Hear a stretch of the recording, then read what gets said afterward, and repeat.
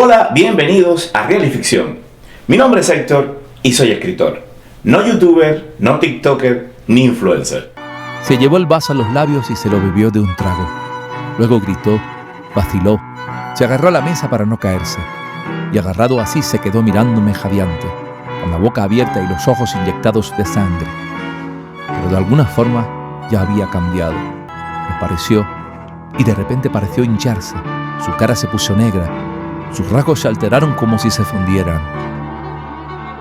Hola, como parte de las recomendaciones que estoy haciendo sobre clásicos de la literatura, hoy vamos a hablar de uno de esos libros también que forma el tronco fundamental de la literatura universal. Estamos hablando de una novela que ha llamado mucho la atención a demasiados escritores, a muchísimos escritores. Estamos hablando de El extraño caso del Dr. Jekyll y el Sr. Hyde, de Robert Louis Stevenson.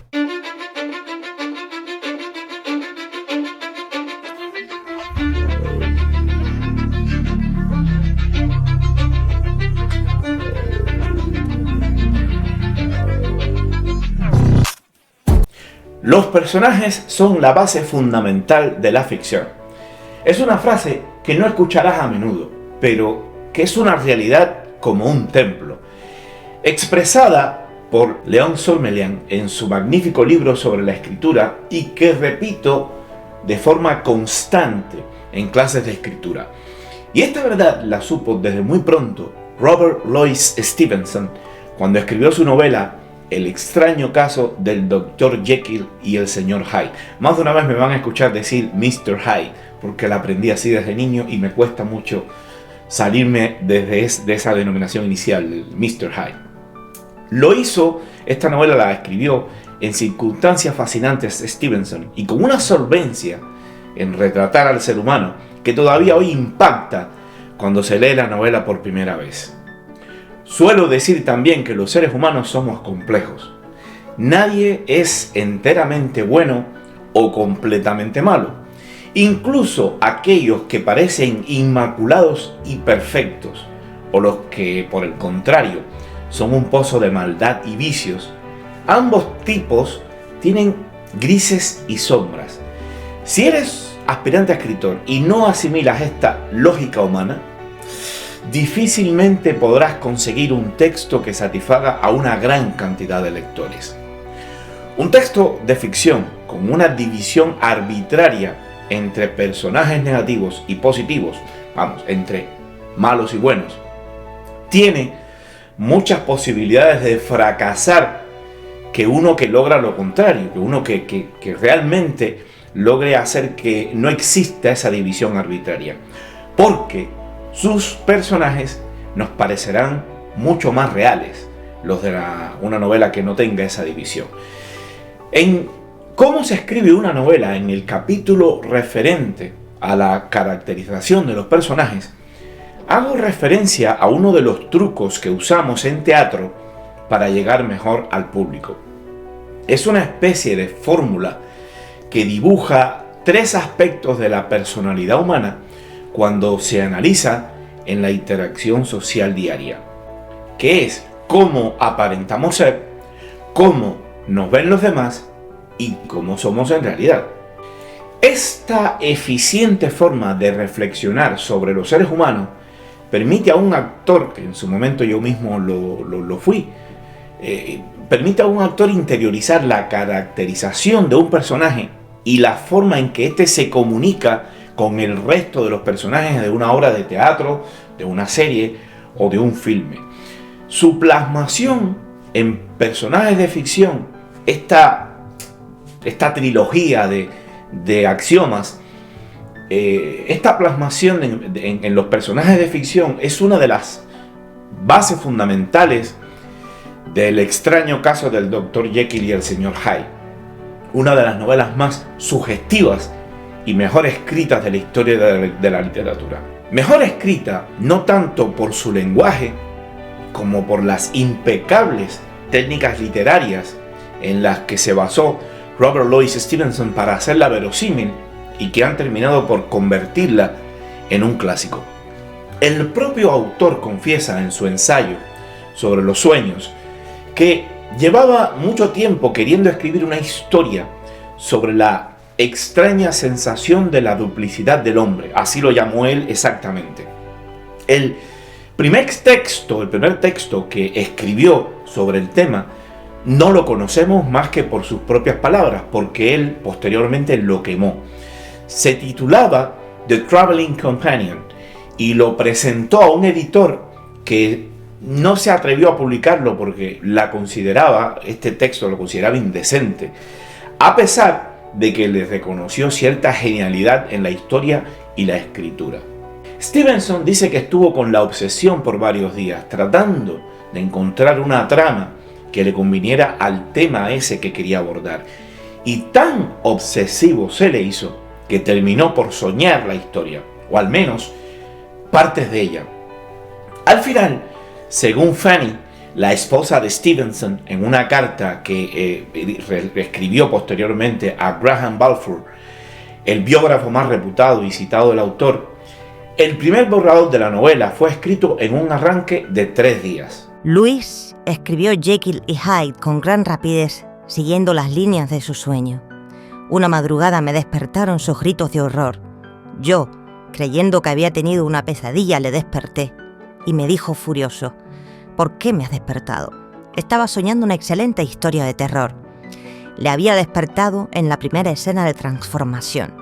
Había tenido en su mente la idea de una historia de doble vida, aunque no era la misma que tuvo en su sueño. Cuando se refiere Fanny a la escena de la transformación, está describiendo uno de los momentos decisivos de la novela que hoy en día conocemos, en la que Hyde, el señor Hyde o Mr. Hyde, como quieran llamarlo, está siendo perseguido por haber cometido un crimen y se tomaba unos polvos, un medicamento, y sufría la transformación delante de sus perseguidores. El propio Stevenson confirmó esta historia en su ensayo sobre los sueños y reveló además que había soñado con otra escena también referente a una ventana y que también dejó escrita en la novela como una escena más, que se llama justamente así, la escena de la novela, la escena de la ventana o el momento de la ventana, no recuerdo exactamente el capítulo. A Fanny, a quien el autor tenía un gran aprecio en sus opiniones literarias, no le gustó demasiado esa primera redacción del extraño caso del Dr. Jekyll y el Sr. Hyde, esa que se escribió en los primeros 3 días, y le hizo varias críticas sobre la escasa dualidad del personaje principal. Según ella, Stevenson lo quemó y decidió reescribir la obra desde cero. En el segundo intento, esto de que lo quemó forma parte de la leyenda, nunca se sabrá si es verdad. En el segundo intento profundizó en los temas de la dualidad humana y las tensiones entre la moralidad y el deseo, como Fanny le había propuesto. Este último texto salió en prácticamente otros 3 días de intensa escritura. Según Samuel Lloyd Osbourne, el hijo de Fanny, Stevenson escribió 64.000 palabras en 6 días, a razón de unas 1.000 palabras por día aproximadamente. Luego le tomó otras 6 semanas revisarlo y corregirlo. Al final, el texto que hoy conocemos, la novela final de El extraño caso del Dr. Jekyll y Mr. Hyde, o el Sr. Hyde, estuvo lista, según Osbourne, en 10 semanas en total. Esto a mí me parece absolutamente increíble y fue en un arranque de inspiración. Durante los siguientes 6 meses se vendieron cerca de 40.000 copias y ya hacia 1901, que la novela se publicó primero en 1886, hacia 1901 se estimó que se habían vendido más de 250.000 copias. Bien, ¿de qué trata la novela El extraño caso del Dr. Jekyll y el Sr. Hyde? La sinopsis hoy en día ya no tiene ningún misterio.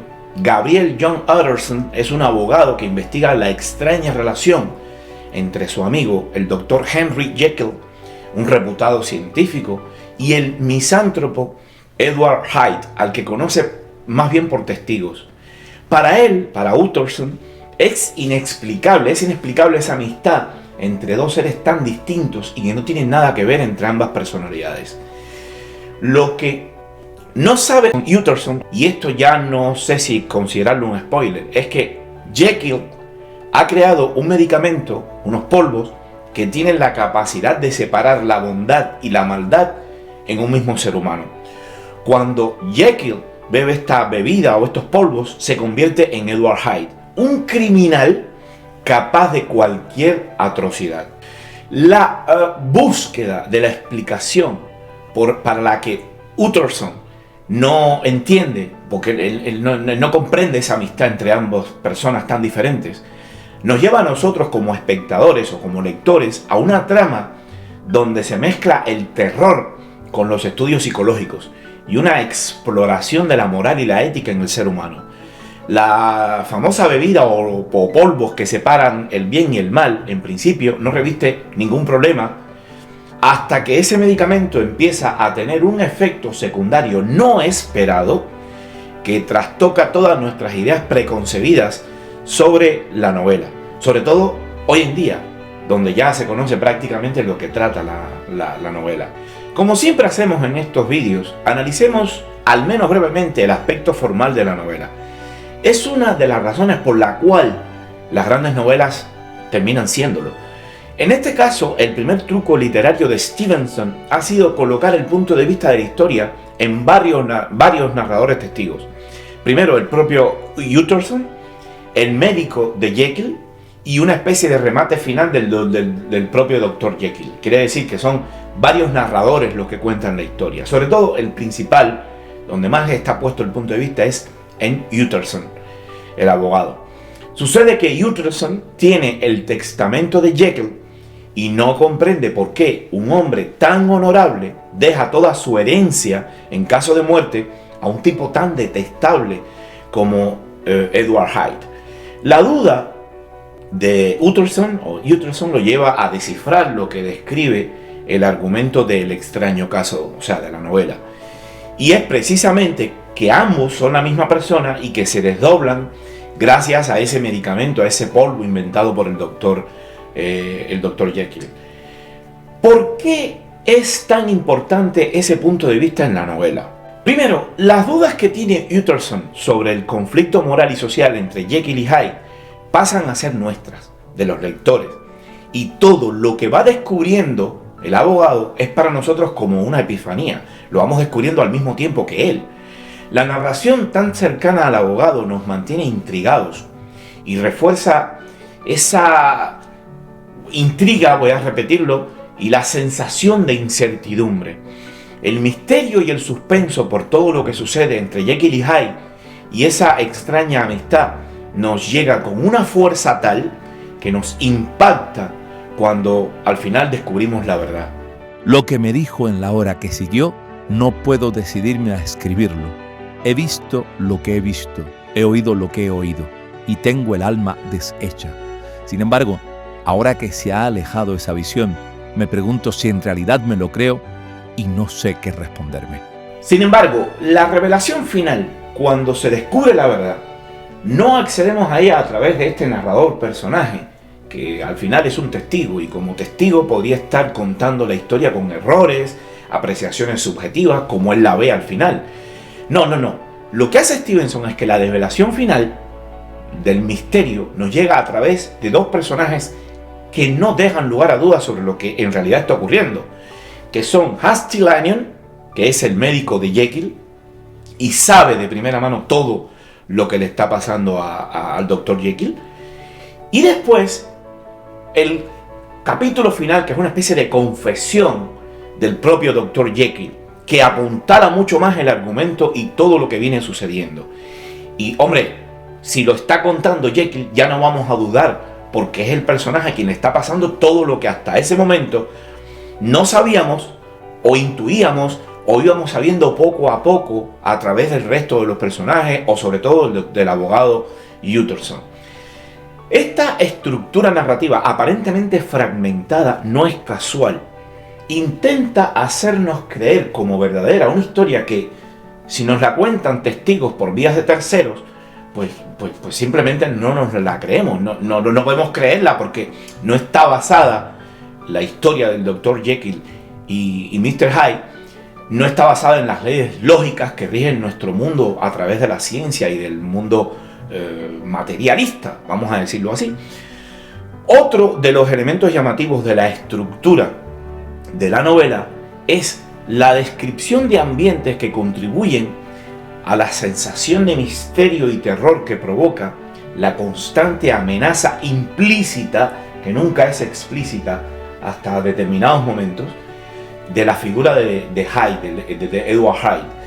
Hablamos de una niebla espesa y constante cuando se camina por las calles que son oscuras y apenas visibles, y también los espacios que son normalmente claustrofóbicos y que evocan un ambiente gótico acorde al terror que sentimos ante la inminente presencia del monstruo que implica el señor Hyde.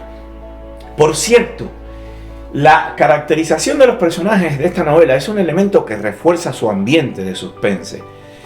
Es muy poco común que sepamos sobre los personajes por descripciones narrativas de su aspecto. A veces esto ha sido muy básico de la novela decimonona, en los que había un narrador que nos contaba: el personaje es así, es rubio, tiene estos ojos así, de esta manera, y tenía esto así, una cara... No, aquí no.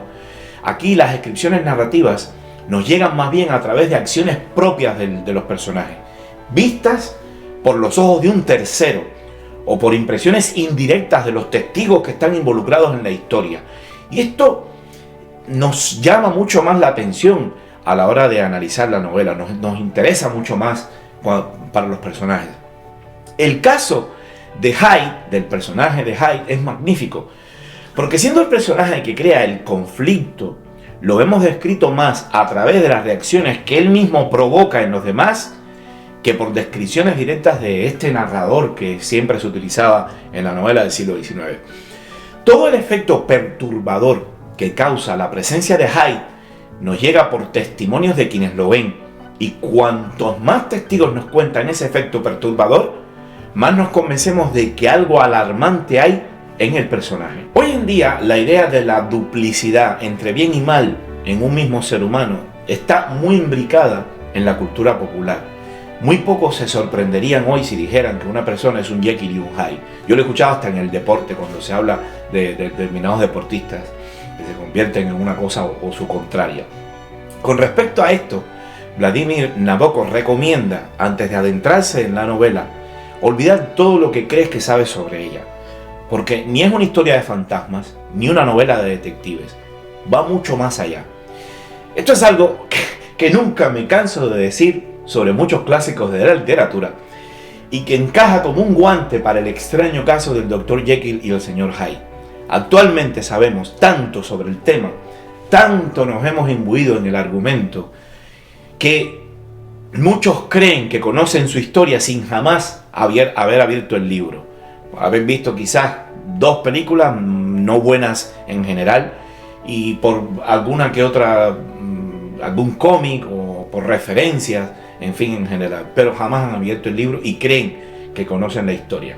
Cuando la novela se publicó en 1886, lo que se sabía sobre el tema eran algunos trabajos innovadores sobre el subconsciente y los impulsos reprimidos iniciados por Freud, por Charcot y otros psicoanalistas que se publicaban en revistas y que llegaron a ser leídos por Stevenson, presumiblemente a través de Fanny, su esposa, quien estaba suscrita a ese tipo de publicaciones periódicas.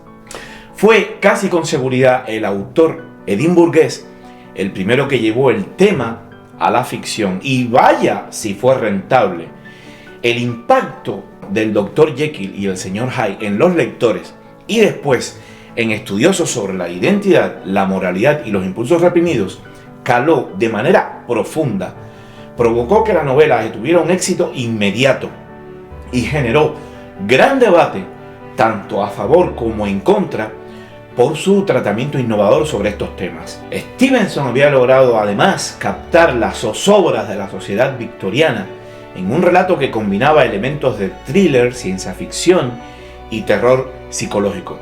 Una historia que aparentemente es de fantasmas y que era lo que realmente había soñado su autor, trascendió por completo la historia de fantasmas, trascendió la historia de detectives, trascendió el género gótico para convertirse en un estudio psicológico profundo sobre la naturaleza humana, y gran parte de esa mirada se la debe Stevenson a Fanny, su esposa, por lo menos a lo que ella leía, que Fanny también no había visto esa exploración psicológica de la novela en la primera versión que le presentó su autor.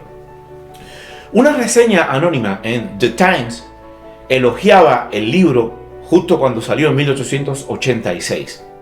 Nada de lo que el señor Stevenson ha escrito hasta ahora nos ha impresionado tan fuertemente, con la versatilidad de su genio tan original. Y concluía con la petición de que la historia debe ser leída como un estudio acabado en el arte de la literatura fantástica.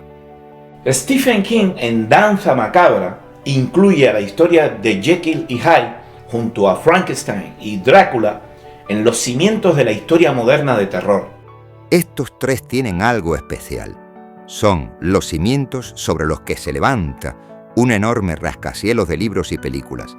Esos romances góticos del siglo XX que denominamos la historia moderna de horror.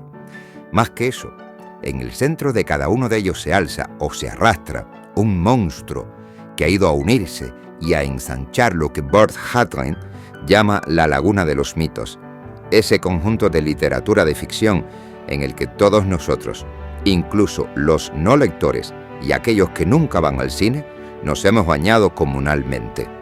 El escritor G.K. Chesterton, defiende la novela de sus detractores en esa época justamente, haciendo hincapié en el carácter dual de su personaje principal, ese carácter dual que le da ciertas sombras morales al personaje. Stevenson se sale de su camino para destacar el hecho de que Jekyll, como tal Jekyll, no era en modo alguno perfecto, sino más bien una persona dañada moralmente.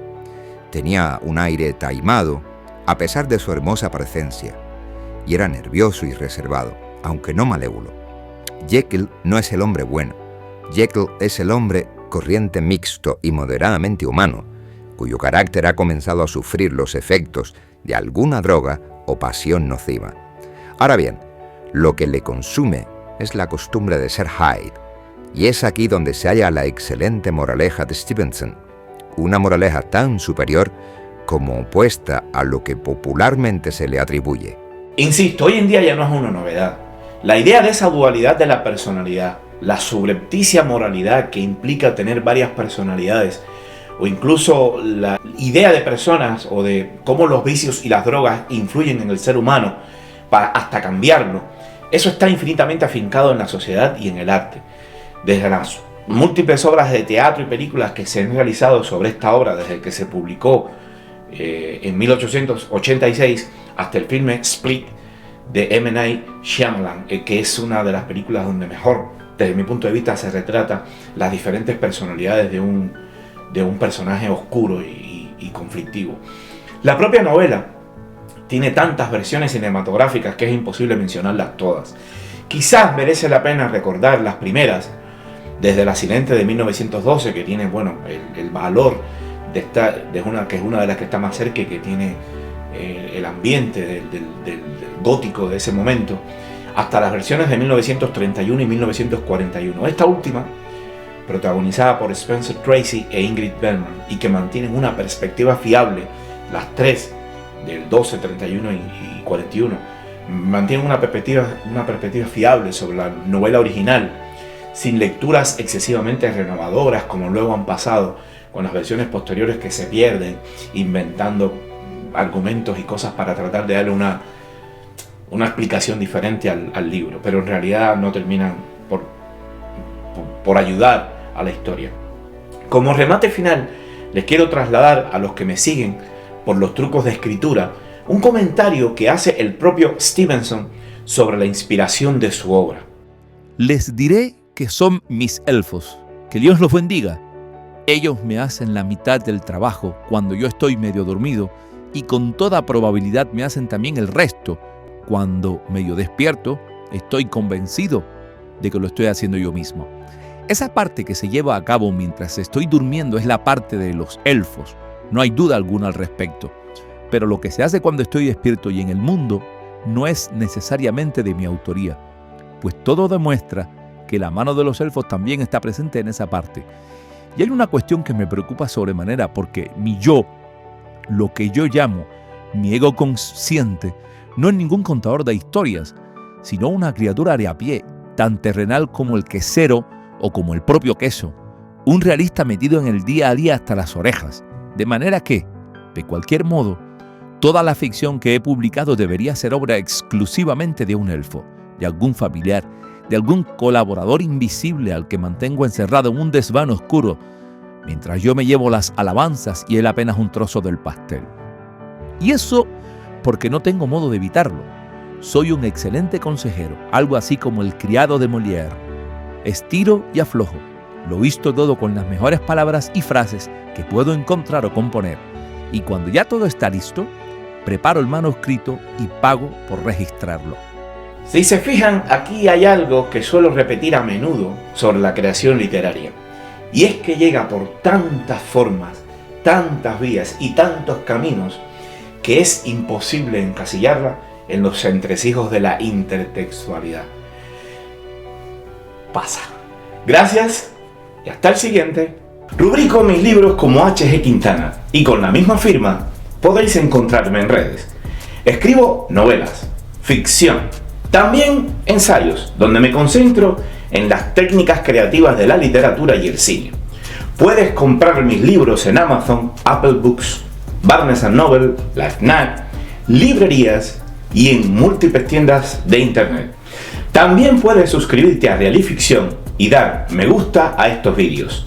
Si lo prefieres, me escribes a contacto@realificcion.com para solicitar algunos de mis servicios, desde la escritura de un libro, la corrección ortotipográfica y de estilo, hasta la publicación en papel o diferentes formatos electrónicos. También puedes hacerlo para colaborar o simplemente comentarme algo. No te pierdas los nuevos proyectos.